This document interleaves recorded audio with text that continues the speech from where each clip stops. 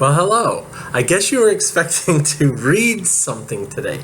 And I decided, hey, when I was walking back from getting my nails done, I decided, hey, I think what I'll do is I'll continue with the video tradition and I'll give you another reading. So instead of letting you read something, I'll read it for you. But first I want to show you, I had my nails done. See that?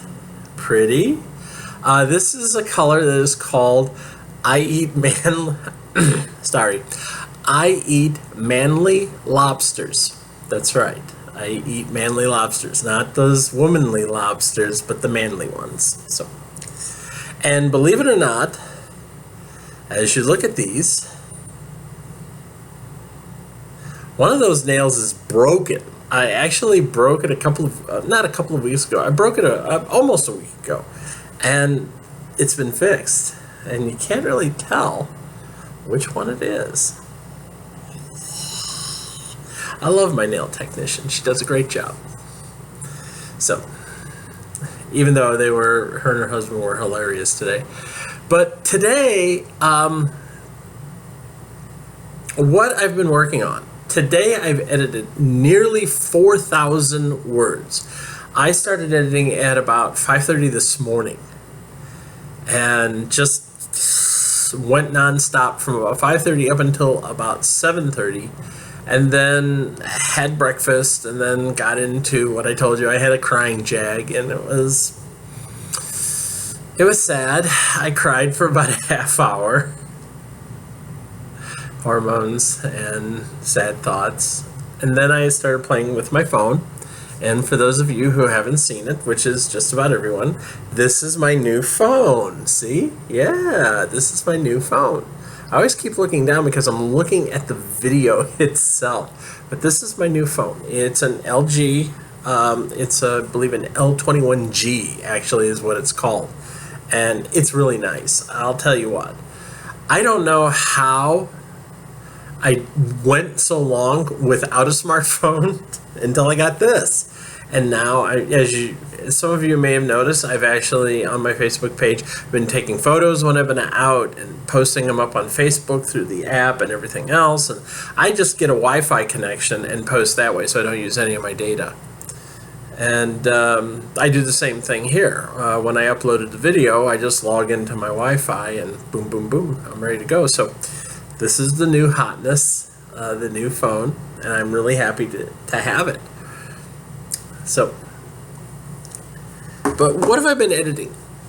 The area I'm talking about, it comes in the scene that actually has a bunch of little sub-scenes. It's called Over the Pond, and it comes after Matilde and Ms. Rutherford met in Schiphol Airport to talk about the kids. So everybody went out to this 747 that they got on, and they went up and looked for their seats.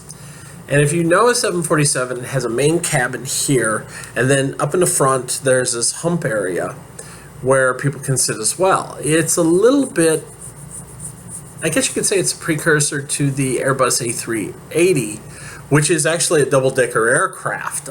There's a lower deck and there's an upper deck. And they can put about 650 people in those damn things. They're really huge. And I do hope before I die, one of these days, that I will fly on an A380. Simply because that's just one of those things I want to do. I've flown on a 747. I've flown business class. I've flown first class. I've flown in the hump, which is a lot of fun. But Carrie and Annie are up there, or I should say Annie and Carrie. Annie always comes before Carrie, always. And Annie was hoping to get up there and find a little peace and quiet. But unfortunately, Colin and Alicia, who are at this time both with them, Alicia vanishes and Colin decides not to come back for his B levels. We know this. But they're going over with him. And a couple of the things I'm going to read, one of which is the outward hitting on that Alicia is doing on Carrie.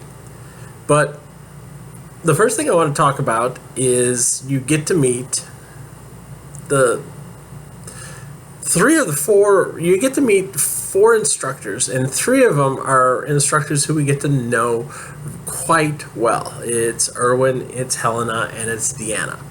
The other one who shows up is Adric, who you're really not going to get to see much of until about the D-level novel because of what he teaches. But you see him really for the first time here, and he starts talking about spirits and stuff like that. But one of the things that he brings up, there is a sub-scene here called All About Fee.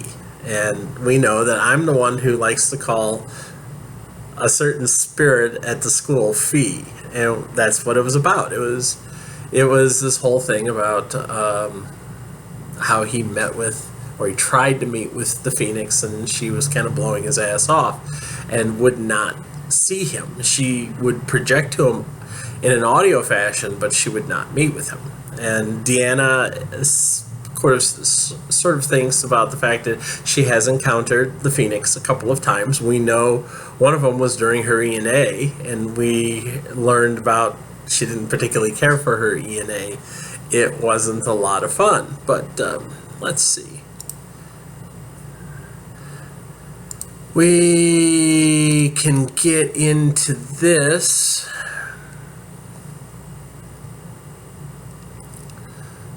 And they're actually, they're talking about Fee. They're meeting up. Adric shows up. We get descriptions of Helena and Erwin and Deanna and Adric. And the interesting thing is that three of the people are essentially people of color. Deanna is Iraqi. Adric is a black male from England. And as we know, Helena is half Maori from New Zealand. The other two are just straight up white people from England and France, which means, Matilde and Erwin should be fighting like this all the time, but they're not. And one of the things that I always liked is this quick piece here. Say Goodbye to Amsterdam, where Annie was extremely worried about taking off. And this is what happened. I'm going to read this for you. And I have, there it is. I need to remove that space there. Yes. So, and this is what happened. The many bumps and unusual sounds of the plane preparing to leave vanished as the 747 was pushed backwards and turned towards the correct direction for departure. Then all became silent save for minute sounds made by the shifting fuselage. The aircraft remained still for a moment before the engines started vibrating the whole airframe before silence fell once more. That is not a Doctor Who reference, by the way. The moment they began moving forward was the moment Annie finally felt relief. The cause of her nervousness was enigmatic. Several ridiculous notions had run free through her mind the whole of the morning and afternoon, and up until the moment when the plane began to taxi, she was gripped with the unsupportable notion that someone from the Foundation would appear and say there had been a mistake, and that one of the students aboard the plane would need to gather their things and come with them. Her unfounded fear was the student in question was sitting to her right, and we know who always sits to Annie's right. That didn't happen. No one arrived. Now they were moving. They were nearly ready to leave Amsterdam and Europe behind. One of the hostesses appeared at the front of the cabin while another spoke over the intercom as the crew went through safety procedures. Annie didn't bother listening. She'd traveled on Foundation aircraft before, and when they were full of wares, it was a given that safety was assured. This is her thinking. This is all a show for the normals. The Foundation has to keep pretending until they walked into the school. That's when the true reality began. She glanced at Carrie. He sat quietly, half paying attention to the hostess at the front of the cabin, mimicking the instructions on the intercom. Several times since arriving in Amsterdam, she'd wanted to tell him the truth, tell him what was waiting for them at the end of the journey. She'd almost told him in London when they were in King's Cross Station taking pictures of platform 9 3/4. There he made jokes about witches and magic, and she wanted to pull him aside and tell him that the things he was joking about weren't jokes, that there was something he needed to know about her, about them. What are you thinking about? She knew Carrie was looking at her between glances out the window. She kept her face immobile while innumerable thoughts ran through her mind. And she's thinking here, am I showing my concern? Did he see something he shouldn't have seen? She couldn't tell him the truth, so she told him what he needed to hear. I was thinking about the trip, about our flight. Nothing more than that. She tilted her head toward Carrie so she could look at him. Nothing more than that. Yeah. He focused on something outside. We're coming onto a runway, probably going to take off soon. There's Carrie for you. Just strict business. Annie hoped that was true. This is her thinking. There's still time for us to return to the terminal. There's time to prevent us from leaving. The 747 swung around to the right and came to a stop as the sound of the engines dropped to almost nothing. Carrie sat upright and gripped the armrest tightly. Here we go. Annie was going to ask him how he knew. Then the engine's sound grew in pitch and loudness. The 747 jerked forward with a sustained roar and rumble as the aircraft sped down the runway. Minutes seemed to pass as the aircraft picked up speed. Then the rumble faded as the nose came up and the aircraft left the ground. There was another rumble and a hard bump as the landing gear was retracted. Then it was nothing but the noise of the engines and the air speeding over the airframe. As they climbed, the plane banked to the right and slowly turned, the sun moving from right to left and vanishing over the left wing. Annie looked out the window, saw the country laid below with the blue of ocean not far away. 30 seconds later, they reached the shoreline and flew out over the North Sea. She sat back with a sigh. Everything was right and as it should be. She reached over and laid her hand over Carrie's. Her thinking, we're off. We're finally away. So there you go. That's a quick 700 words of those two getting ready. They're on their way to America. And, I see a couple of things I actually need to change here.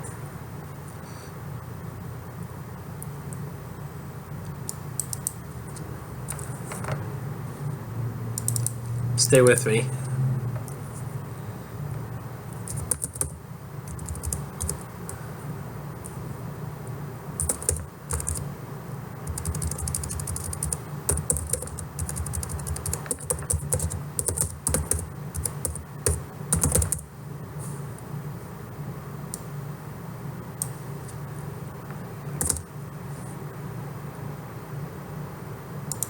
There, much better.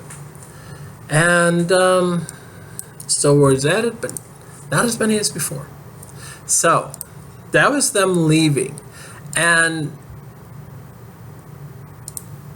this was Annie's fear that something was going to happen. It was too good to be true at this point for her that Carrie was selected to go to the foundation, that he was actually a witch. Keep in mind, and we'll learn this, 200, 300,000 words down the line, she always thought that Carrie was a normal. She never imagined him to be a witch. It wasn't until her mother came to her at the beginning of August and said, oh, by the way, Carrie's going to Salem. He's been picked. So you should be going to Salem too, young lady. So she had this fear that, I'm going to lose him. Poor Annie. Annie went through so much shit at the beginning of the story and had to keep it all inside. You can see that probably when they were at King's Cross and they were standing and getting their pictures taken at platform 9 3/4, and Carrie's probably going Expelliarmus and pretending he's got a wand and stuff like that, and Annie's probably just dying inside the whole time, just like, I want to tell him so bad I'm a witch. Probably it had to be painful for her. It really had to be painful for him to be able to say those things and pretend like nothing was changing and everything was going to be fine, and he's casting off phony spells, and she's just like, if I could only tell him. Of course, she would have gotten in trouble, and Carrie probably would have been like, "What? Are you tripping, Bulgarian girl?" And knowing Carrie, it would have scared him off. So, but the last part that I did was a quick little thing where they did a stroll around the cabin, and unfortunately, well, maybe not unfortunately, Annie actually just goes into the area where the instructors sit. The way it's set up is like, if this is the first class nose, and then the students are sitting here, and they're sitting up here, and there's an area back here where the instructors are sitting in essentially a walled off portion of the aircraft. There's 2 doors, no curtains, stuff like that. So they have this own private area in the back. And Annie decides, I'm going to go back there and look, because what Annie wants, Annie gets. And they even make the comment that her mother, she would say that Annie was in a bit of was being selfish because that's what she wanted. But there's another part at the end where, when they're all done with this, and they get chased out by Matilde, the headmistress, and they're getting stared at hard by Deanna and Helena. Go figure. Now, Helena, we know why, because she probably recognizes Annie from reading her dossier. She probably has already read it and recognizes Annie. Why would Deanna be looking at her? I don't know, maybe she sees something. And we know she does, she admits it later in the novel, but, who's this girl? So here's what happens when they go back to the aircraft, up to their seats, and Alicia's already been hitting on Carrie, which is dangerous, because no one knows that Annie knows how to kill people at this point. No one knows that Annie knows death spells. They're all thinking they're going to a private school in America. They have no idea what's waiting for them. So, she can't, wave her hand and bleed some student out in a plane. That would probably would get her kicked out of school before walking in through the front door. So here they are. They're going back to their seats. And let me get this set up. This is after they were pretty much chased out by the instructors. So they're heading back, and it goes like this. Not another word was spoken on the way to the upper deck. The moment Annie stepped into the aisle, Alicia looked back in their direction, twisting her mouth to one side as if contemplating some new comments to make the moment Carrie was back in his seat. Annie needed to stop that right now. She glanced quickly at Carrie as she pointed down the aisle. "What's up there?" He snapped out of his daze. The hostess station, bathroom, the cockpit. Almost even now with Alicia's row, Annie spun around on her heel. "Show me?" He stepped around Annie and covered the distance quickly. "Well," he pointed around the forward section of the cabin. "Hostess station there, bathrooms there. That door," he pointed to the door at the end of the aisle, "that's the cockpit." "What's that?" She pointed to the door across from the bathrooms. "Oh, that's the sleep station. If you're on a really long flight, like 15, 16 hours, one of the crew can go in there and get a few hours rest." "Ah." He pointed to the door behind Annie. "Oh, and behind you, emergency exit." He started to turn. "Wait." She stood there watching Carrie, taking him in as if she was seeing him for the first time, while he stood there waiting to see what she was going to do. Annie raised her hands to his face, but rather than touch him, she removed his glasses, taking great care not to damage them as she slowly pulled them from his face. She drew them toward hers, taking her time, never rushing, never hurrying, and never taking her eyes off Carrie, not even when she slipped his glasses on and began blinking as her eyes tried adjusting to the prescription. The right corner of her mouth raised slightly. "Your eyesight is horrible." Yeah, I know. Seeing someone else in his glasses brought a smile to his face. And to see Annie as she was now, you can blame it on reading, or so my parents tell me. As careful as she was taking him off Carrie's face, Annie was just as careful taking the glasses from hers. She held them up to his face for a moment before smoothly sliding them back into place. There you are. She turned her head slightly from one side to the next, examining him. Good as new. He pushed them up by the bridge, out of habit. Yeah, they are. She nodded to her left. Shall we sit? They returned to their seats, with Carrie once again waiting for Annie to get into hers first. He stole a quick glance towards Alicia, who was busy burning holes through Annie with invisible death rays of enmity. Annie locked eyes with Alicia for a second to acknowledge her presence, then sat and seemed to put the girl out of sight and mind. Probably with because she's a princess. As Carrie sat, he was pretty much certain he'd get no more offers to change seats for the rest of the flight. So there you go. Annie protecting her man, so to speak. Yeah. Annie, she put the kibosh on this little this girl from Scotland hitting on her boy. No, that ginger hair is for her and for her alone, and that's it. Nobody else gets to touch that. Nobody else gets to have anything to do with it. So that's what I've been working on. That is really all of it for today. And I think I've done a lot. I'm actually very close to finishing up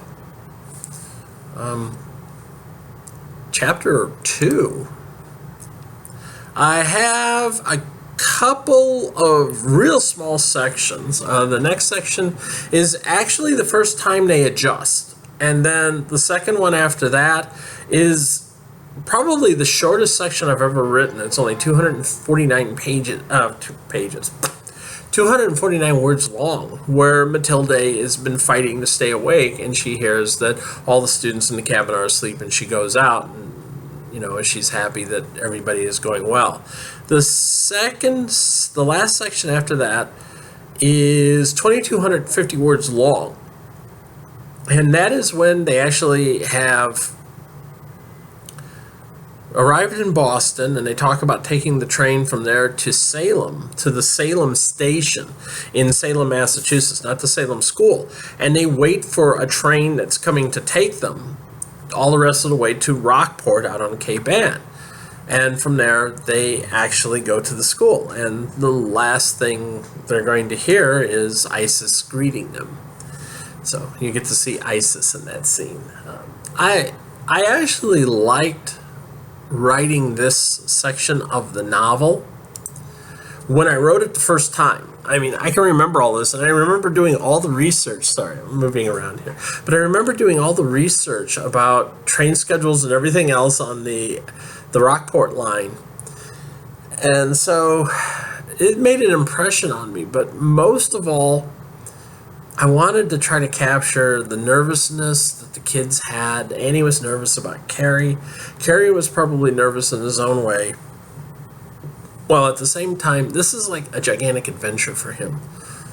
And it's really a bit of a gigantic adventure for Annie as well. He has absolutely no idea what's waiting for him at the other end. She does. She has a decent idea. And then we get into part 2, which is where they arrive at the school, and that's where we're really going to get into the nastiness. I'm debating whether or not I'm going to show you the ENAs. We already know what happens during the ENAs. At least we know what happened during Carrie's. We do know that Annie was doing a lot of yelling during her ENA, so that could be interesting. But yeah, the editing is coming along. I don't really know how much I've edited up to this point. Part 1 is actually about 34,700 words. So let's see. The prologue is a little over 6,050 words. And chapter 1 was actually 16,500.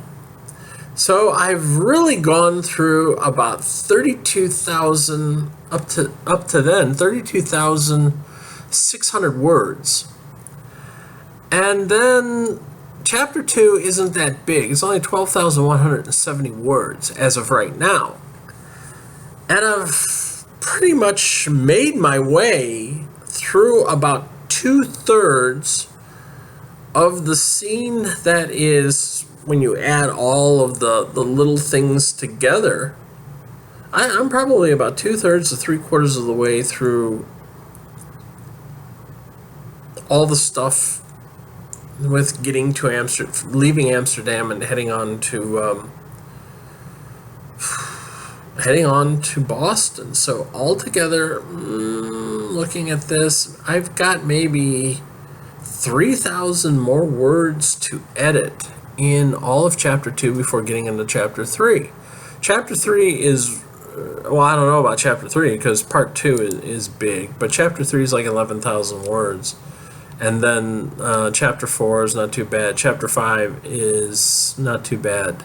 It's when you get into part 3. Part 3 was a monster. But it's coming along really well. And I'm seeing a few things. I saw some things while I was just reading here that I need to change because it read better when I read it the way I did. So things are coming along well. And I was still waiting on my cover. I was told it's coming. Still waiting, but that's what's been happening. So I hope you enjoyed this video, this long-ass rambling video. It is coming up on 27 minutes now, so this is probably one of the longest videos I've done.